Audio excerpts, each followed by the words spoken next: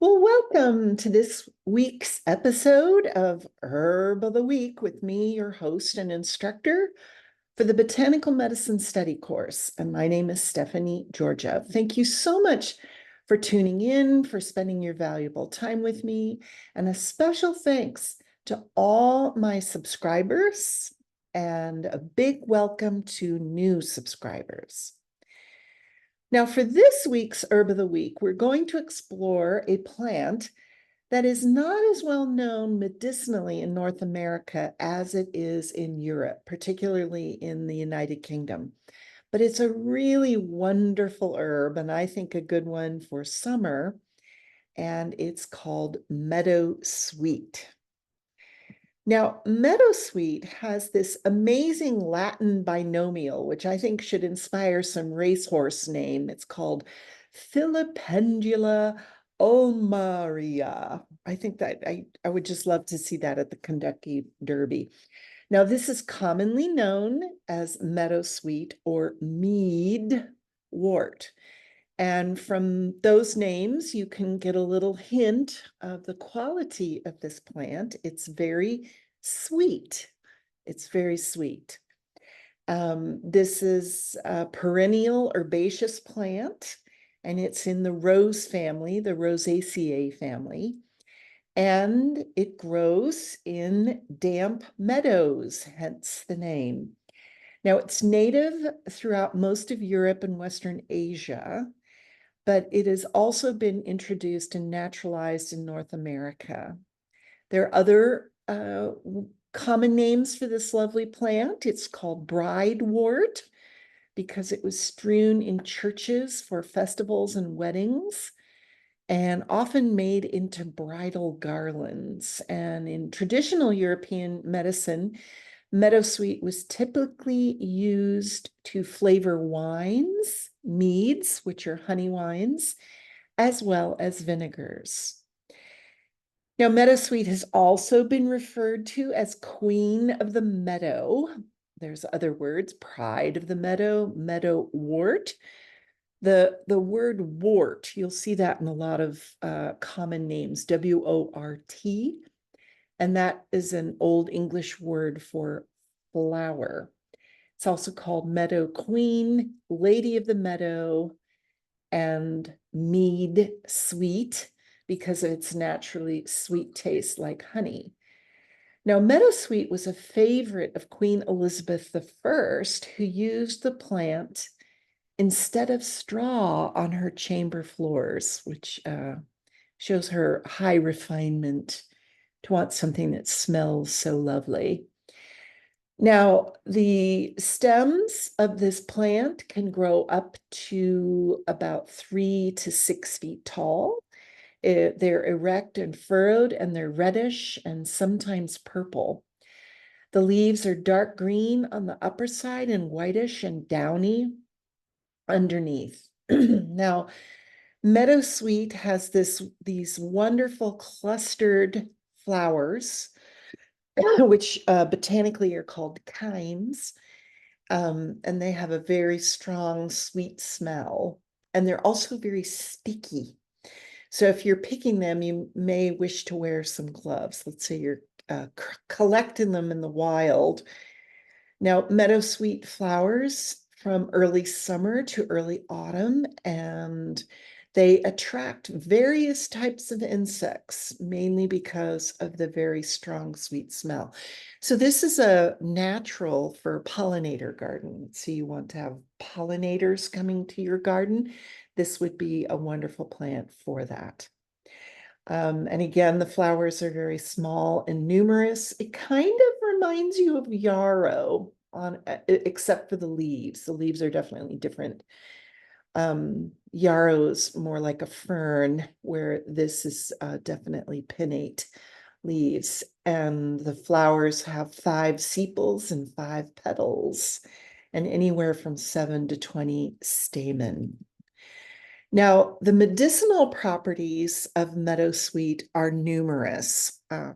Traditionally, meadowsweet has been used for joint pains, but in modern times, it's most popular for its action on the digestive system. And honestly, who I learned about Meadowsweet from was David Hoffman. I didn't use this when I was in my naturopathic training, not to my memory, but that was a long time ago.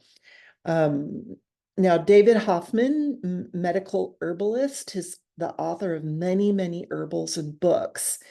And he says it's probably the best digestive remedy available. And now I would agree.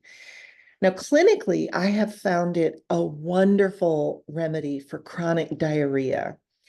And this is really good for people. And it's honestly usually how I used it was people would go on some exotic adventure travel and pick up some parasites. And Meadowsweet will not get rid of parasites. So please don't, if you have parasites, this is not a remedy to get rid of the parasites. But usually what would happen with people is they would pick up some sort of waterborne parasite. They'd have to go through very unpleasant lab tests and also medication for that, but they never seem to be able to recover from everything. And basically, the non-recovering was excessive diarrhea that just would not quit. Now, this is wonderful for solving that problem. It's really good. And you'll see on the end of this list of qualities and medicinal properties, it has a very strong astringent property, and that with its affinity for the digestive system means that it's really good for diarrhea. And if you have a lot of diarrhea in your system, I would recommend making sure why you have this diarrhea. There's all kinds of reasons why you have diarrhea. So just stopping it is not always a good idea. You want to make sure why you're having diarrhea. Why is your body doing this? And if you've ruled out all sorts of other things and you're still having problems with diarrhea, this is a wonderful, wonderful herb. It's also very soothing to the membranes of the digestive tract. It's really good for relieving hyperacidity in the stomach. So if you have ulcers anywhere in your digestive system, from, in your esophagus, from GERD, or in your stomach from stomach ulcers, or in your colon, whatever's bothering you, this is a wonderful herb to put into the mix. If you have stomach ulcers, what most people don't realize is that a lot of the reason why people have stomach ulcers is because of a bacterial infection. It's called H. pylori. So that needs to be dealt with. One of the most effective ways is with antibiotics, but you can also use antibiotic herbs, but you'll want to throw Meadowsweet in your formula because that'll help heal the tissue. It's very gentle. It's an extraordinarily gentle herb, and it's a wonderful remedy to help with children's diarrhea. And again, you need to make sure why the child has diarrhea. You just don't want to give this. But a lot of times children have trouble when they're teething, and little teaspoonful of this will help with the diarrhea associated with teething. You just want to make sure nobody has a parasite. And so you can see here it's anti-rheumatic, really good for rheumatism, anti-inflammatory. In fact, one of the largest constituents of Meadowsweet is salicylic acid, which is what aspirin is made out of. So it's a powerful anti-inflammatory. It's a carminative, which means it helps with digestion. It's an antacid, which means it helps buffer acid in the digestive system. Anti-emetic, which means it helps stop vomiting. And it's also astringent, which is one of the reasons that it's so good for diarrhea. Now, there are all kinds of constituents in Meadowsweet, Filipendula. And salicylic acid is one of the major ones. In fact, the only caution with meadowsweet is if you have a salicylate sensitivity. So you need to be careful with that. For those of you who know you have it, you know that you have it. So this herb is not good for you. If you don't know if you have this sensitivity, I've put a link in the program notes on how to figure that out. But salicylic acid is one of the major constituents, and that's why it's so good at relieving pain and stopping inflammation. It also has bioflavonoids in it and tannins are the substances that cause the great astringency of this wonderful plant. Now, one of the best ways to take meadowsweet is as a tea. I've not personally seen it like in bagged form, go get some meadowsweet, tea in bags. Usually you can find it in bulk, both at your herbal apothecary or online. You can also take it in tincture form. It comes in tincture form and it comes in capsules, which is usually powdered dried herb. Um, and again, I don't recommend doing this herb long term, especially for diarrhea. If you haven't cleared it up in a couple weeks, there's something else going on. So make sure to get a complete workup to make sure you're attacking the right thing when it comes to diarrhea. Now, I have never had any experience with this. I'm not a horse person.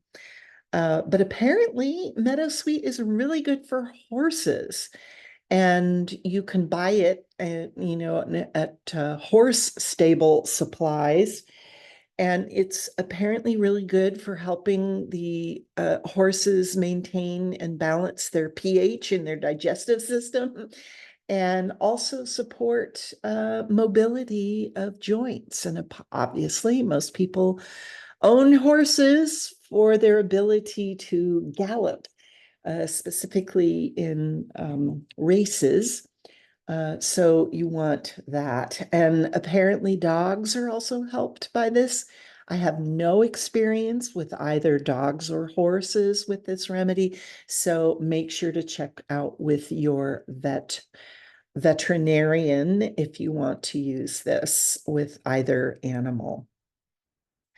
But apparently you can give it in fresh or dried form to horses between meals, but I can't give you dosages because I've never done this.